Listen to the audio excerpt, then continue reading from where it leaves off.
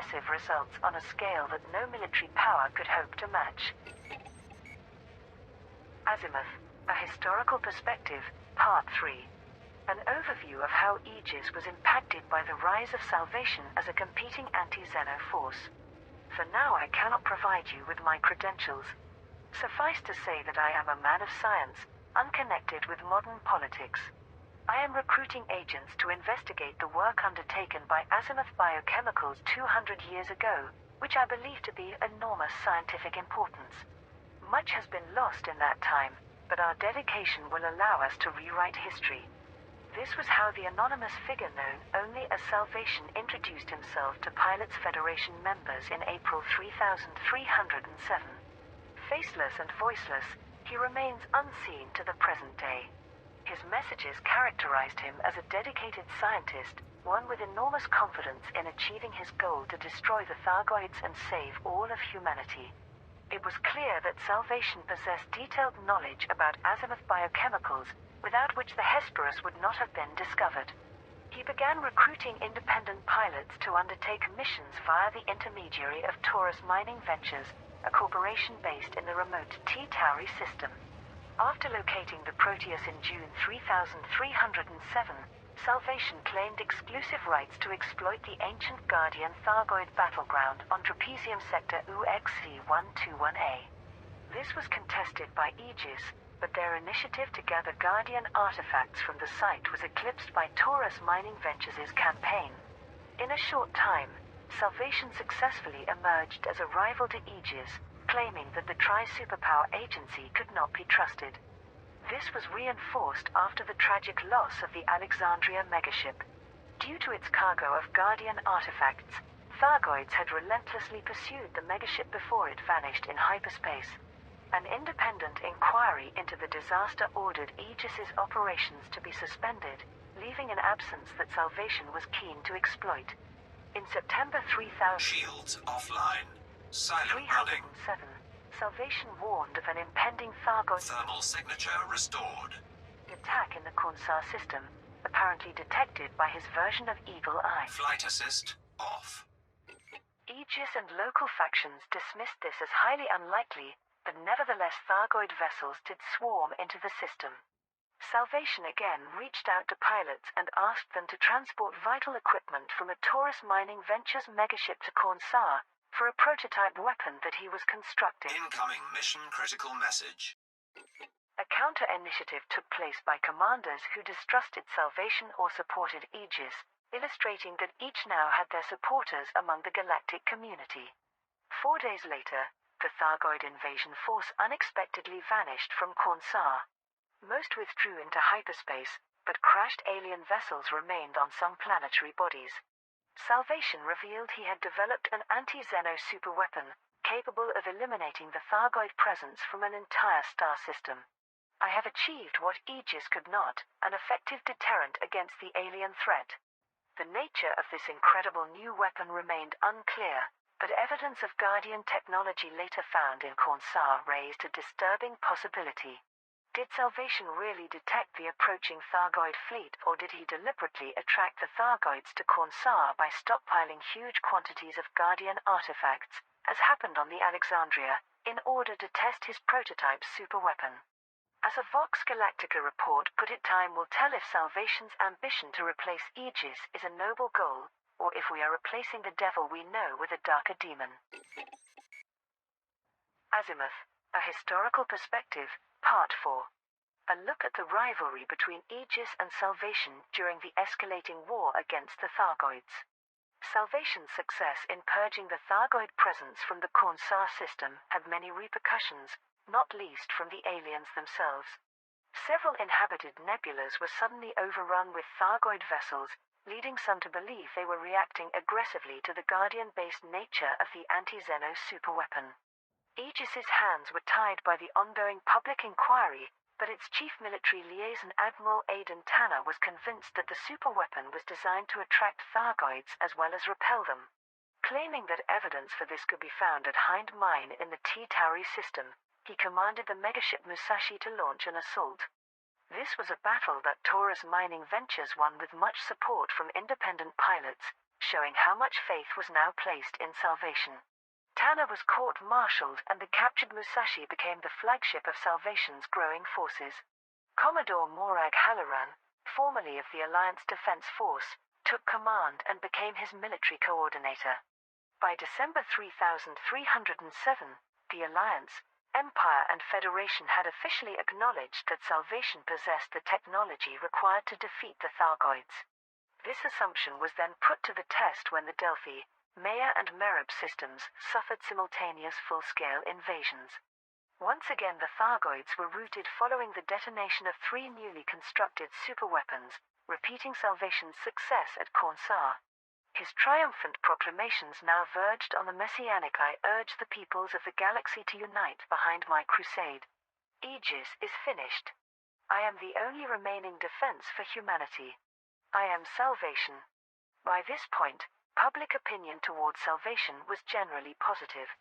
Volunteers flocked to Taurus Mining Ventures to offer support, with naval crews from the superpowers defecting to take part in battling the Thargoids.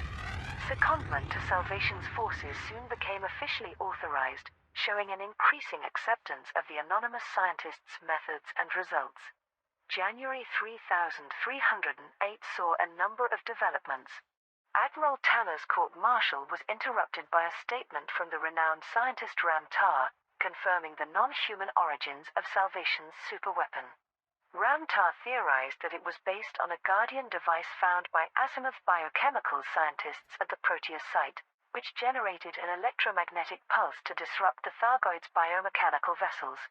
But this justification of Tanner's concerns was not enough to prevent the inevitable fall of Aegis. The Baumann report delivered a damning indictment of the agency's operations, concluding that it should be shut down. The 3 superpowers began using their own militaries to replace Aegis with separate anti-Xeno task forces. A more surprising event that month was the discovery of debris from the missing megaship Alexandria, scattered across the planetary rings of Rego TCX B29-0AB2. A Captain Morales's report revealed that the ship had emerged from hyperspace off course due to sabotage, before being raided by a quasi-military force which hijacked its Shields online. cargo of Guardian artifacts.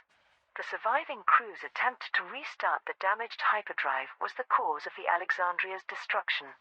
Morales also mentioned that the raiders were obeying orders from someone named the Witch. This detail was seized upon by Aegis's remaining leaders, Flight assist on. who matched it to abandoned research facilities found in August 3307 within the HIP 22460 and HIP 26176 systems. These were the sites of the mysterious Project Seraph, an attempt to install human pilots into a captured Thargoid scout. Both the Witch and Azimuth were referenced in its surviving logs. Aegis's warning was clear. Azimuth biochemicals, which was supposedly liquidated 2 centuries ago, had survived to the present day. Azimuth, A Historical Perspective, Part 5. The concluding article in this series examines events leading to the resurrection of Azimuth and Salvation's plans for the future. During February and March 3308, Aegis suffered a slow death as its operations were shut down by the superpowers. Its leaders continued calling for its reinstatement, not just to battle the Thargoids but also to oppose Azimuth biochemicals.